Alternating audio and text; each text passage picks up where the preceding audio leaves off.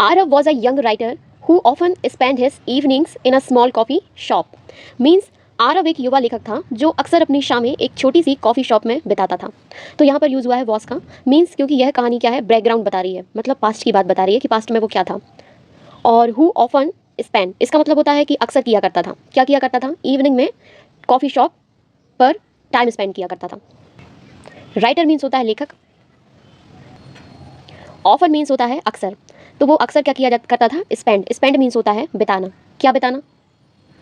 बिताना अपना time. Evenings, evening मतलब होता है शाम। Small coffee shop means coffee shop में। तो लोग अक्सर कॉफ़ी शॉप में इंस्टाग्राम रील्स बनाने के लिए जाते हैं, पर आरव सच में लिखने जाया करता था। One rainy day he saw Meera sitting alone near the window. One rainy day means एक शाम या एक बरसाती, रेनी मीन्स होता है बरसात वाला, तो एक बरसाती दिन ही सॉ मीन्स होता है देखा। सी का पास्ट फॉर्म यानी वर्ब की सेकंड फॉर्म है सॉ। सिटिंग, सिटिंग मीन्स बैठे हुए। कैसे बैठे हुए? अलोन। अलोन मीन्स होता है अकेले।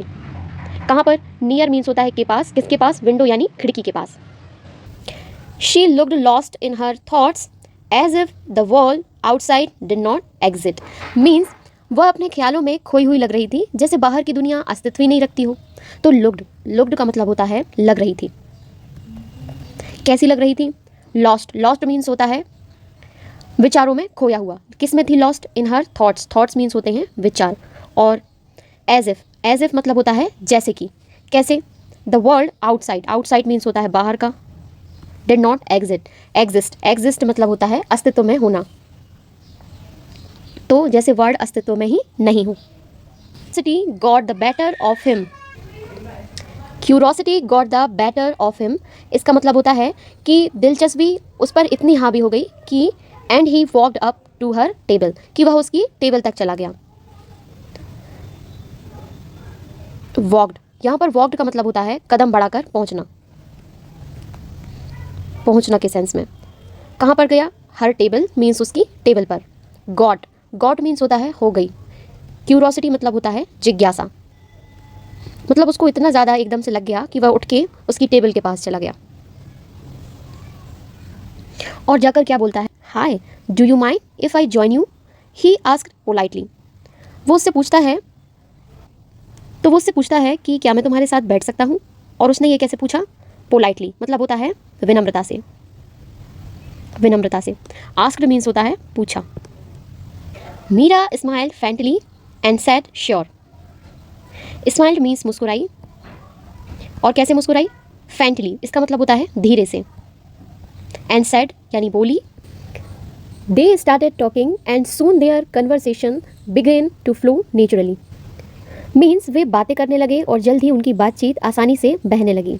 स्टार्टेड टॉकिंग, इसका मतलब होता है कि पास्ट कंटिन्यूस की शुरुआत होने लगी है, मतलब बातें करने लगे हैं, करने लगे हैं।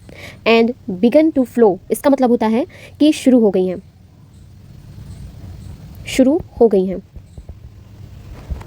फ्लो नेचुरली, नेचुरली हो रही है। मीन्स बिना ज़्यादा कोशिश के आसानी से क्या हो रही है? बातें हो रही हैं।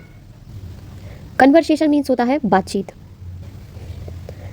Aarav shared his dream of writing a novel and Meera confessed her love for painting. Means Aarav ने अपना उपन्यास लिखने का सपना साझा किया और मीरा ने पेंटिंग के प्रति अपना प्रेम स्वीकार किया। तो यहाँ शेयर्ड मीन्स होता है एक दूसरे के साथ क्या किया उन्होंने?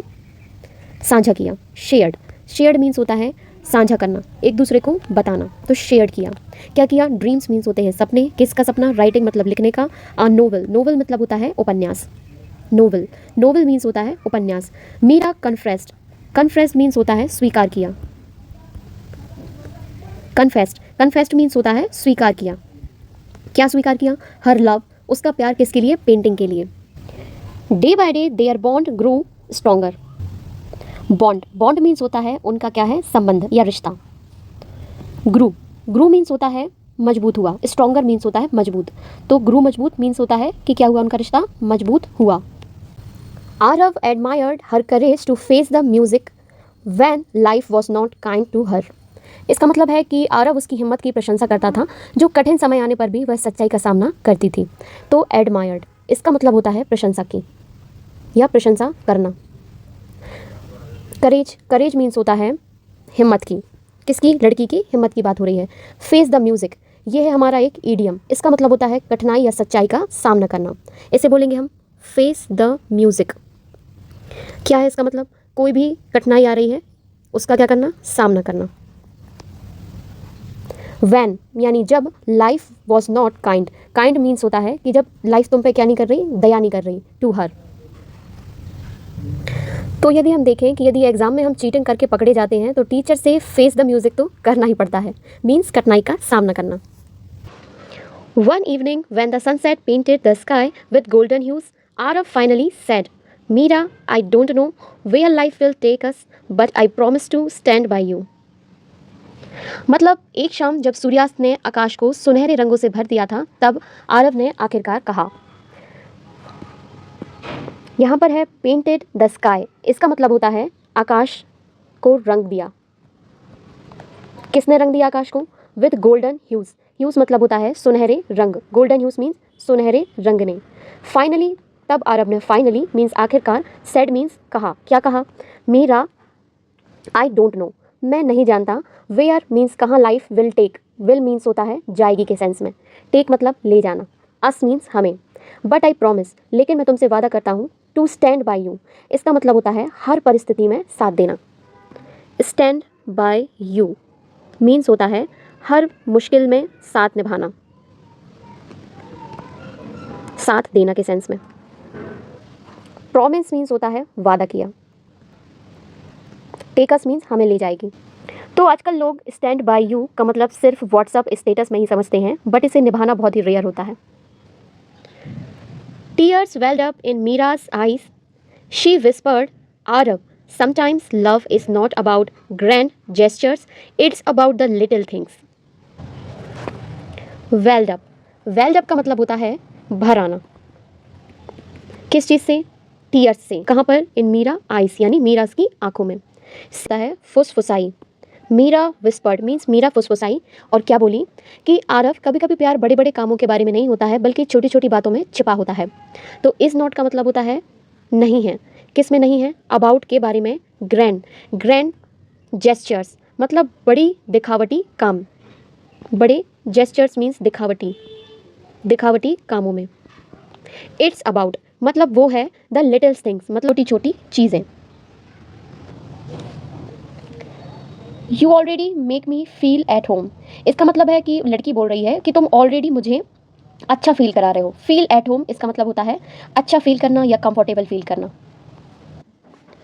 And in that coffee shop amidst the aroma of fresh coffee and rain soaked streets, their love story began, not perfect but real। मतलब और छोटी सी कॉफ़ी शॉप में ताज़ी कॉफ़ी की खुशबू और बारिश से भीगी सड़कों के बीच उनकी प्रेम कहानी शुरू हुई, परफेक्ट नहीं लेकिन सच्ची। यहाँ पर यूज़ हुआ है बिगन, इसका मतलब होता है शुरू हुई। एमिस्ट, एमिस्ट इसका मतलब होता है के बीच में। किसके? अरोमा, अरोमा मीन्स होता है खुशबू।